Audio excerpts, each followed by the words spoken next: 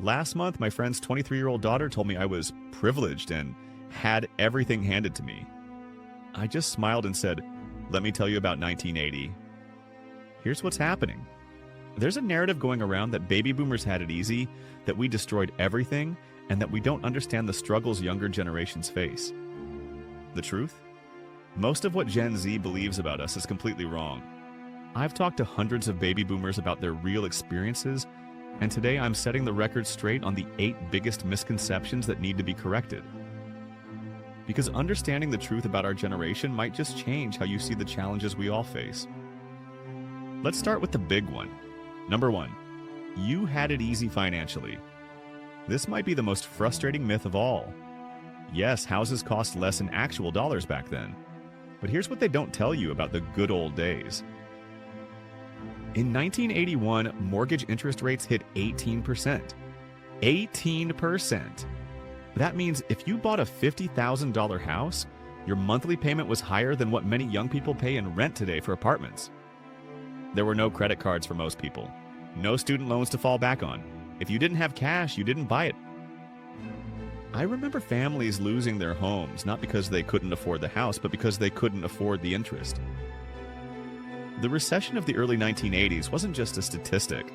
It was neighbors moving away in the middle of the night, leaving everything behind. We didn't have it easier, we had different problems. And when you adjust for inflation and interest rates, buying a home was just as challenging then as it is now.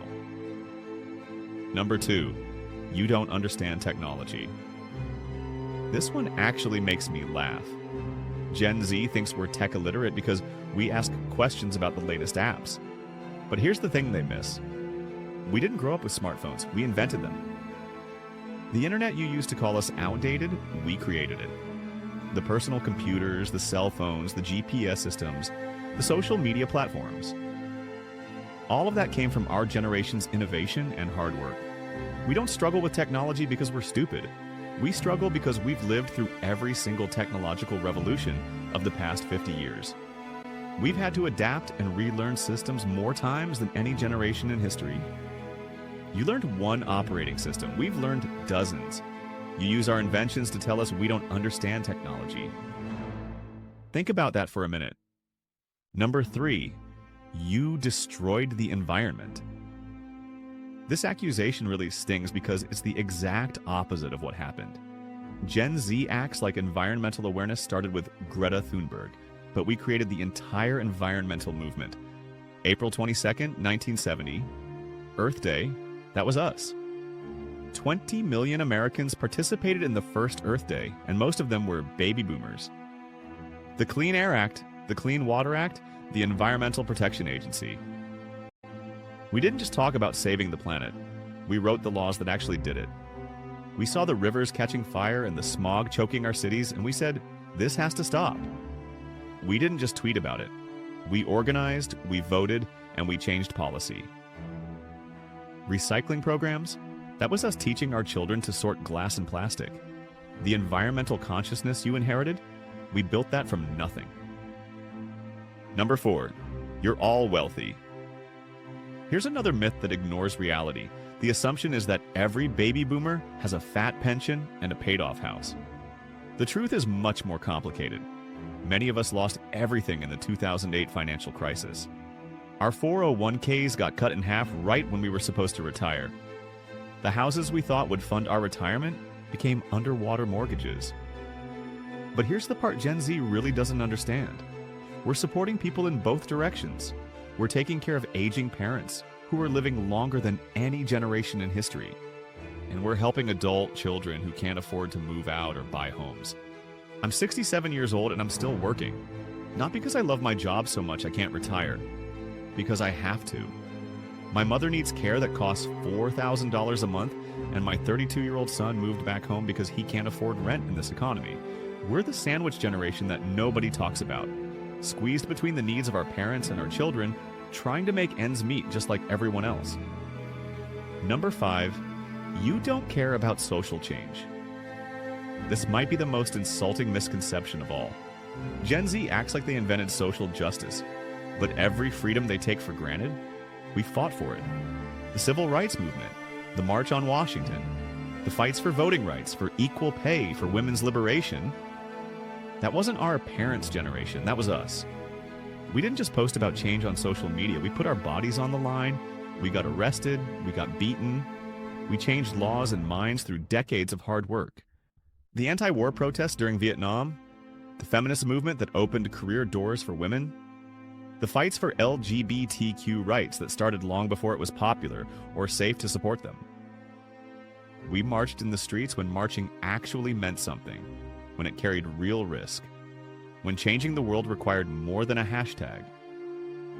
Number 6, you had job security we don't have. Gen Z complains about the gig economy like we had guaranteed lifetime employment. That's not how it worked.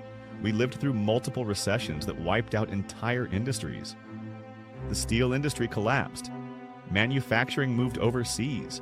Entire cities became ghost towns when the main employer shut down. I watched my father get laid off at 55 after working for the same company for 30 years. No severance package, no retraining programs. Just a pink slip and good luck finding another job in your 50s. We didn't have the luxury of working remotely or changing careers every few years. If you lost your job, you took whatever you could find to pay the bills. Pride didn't put food on the table. The difference is we didn't expect job security. We knew we had to create our own. That's why so many of us started small businesses, learned multiple skills, and saved every penny we could. Number 7, you don't understand mental health. This one really bothers me because it assumes we didn't suffer, we just suffered in silence.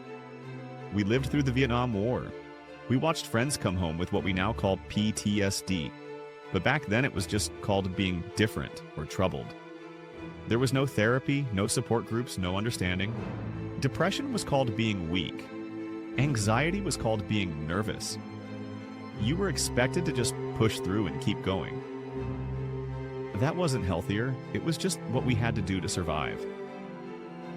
We didn't talk about mental health because there was nowhere to talk about it. The resources you have today, we fought to create those. The acceptance of therapy and medication. We broke down those barriers. Just because we didn't have the language doesn't mean we didn't have the pain. We just dealt with it differently because we had to.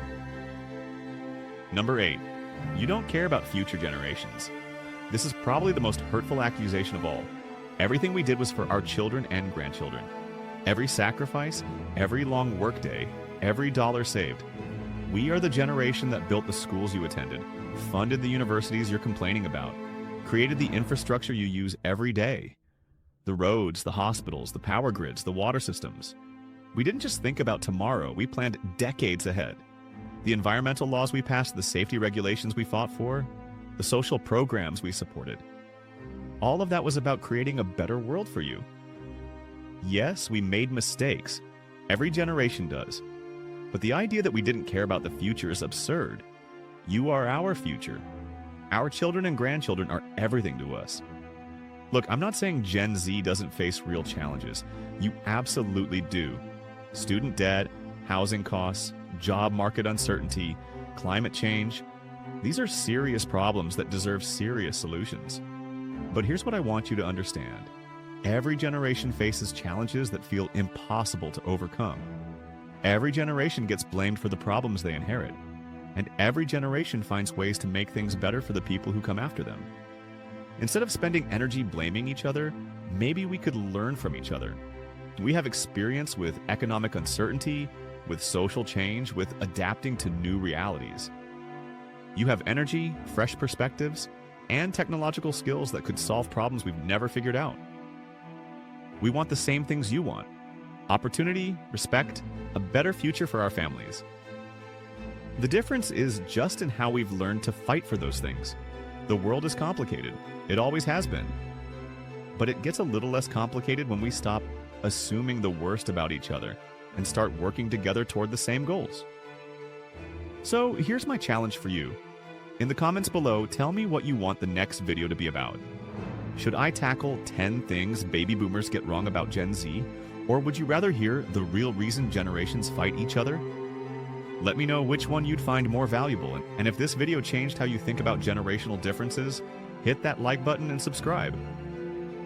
Because understanding each other is the first step towards solving the problems we all care about. Remember, every generation thinks they're the first to face impossible challenges. The truth is, we're all just doing our best with the world we inherited.